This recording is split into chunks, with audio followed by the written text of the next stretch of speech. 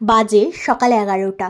বাইরে দরজাটা খুলে দেখি বাইরের দিকে এখনো অব্দি কুয়াশা। সূর্যি মামা তো আজকে মনে হচ্ছে ঘুম দিয়েছে। দরজাটা খুলতে না খুলতে এমন একটা ঠান্ডা হাওয়া মুখে বাড়ি মারলো যে তাড়াতাড়ি হুডির টুপিটা পরে নিলাম। সূর্যি মামা ওঠেনি তাতে কি, আমি যখন উঠে গেছি ভ্লগ তো বানাতেই হবে। এই দেখো আমার গুল্লাদের বিস্কিট চোর। বিস্কিটটা নিয়ে খেতে খেতে চলে গেল বাজারে, কারণ আজ তো পৌষ সংক্রান্তি, পিঠে পুলি বানানোর দিন। বাজারে গিয়ে চালের গুঁড়ি, ঝোলা গুড়, নারকেল কিনে নিয়ে চলে আসলো বাড়িতে। বিকজ আজকের দিন আমাদের বাড়িতে সরা পোড়ানো হয়। সরা পোড়ানো মানে সেটা তো বুঝতেই পারছো, এখানে বানানো হচ্ছে সরা পিঠে। যাই বলো তাই বলো, পিঠে পুলি গ্যাসের থেকে কাঠের উনুনে বানালে যেন টেস্ট আরো অনেক বেশি আসে। বিশেষ করে এই সরা পিঠেটা না যেহেতু মাটির সরাই হয়, সেজন্য এটা গ্যাসে ঠিক হতে চায় না।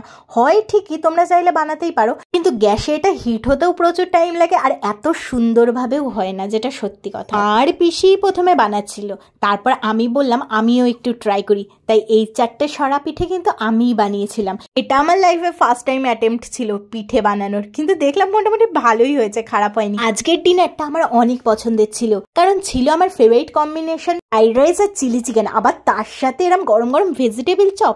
আজকের এই ডিনারটা একজনা খুব ভালোবেসে নিজের হাতে রান্না করে আমার জন্য পাঠিয়েছিল।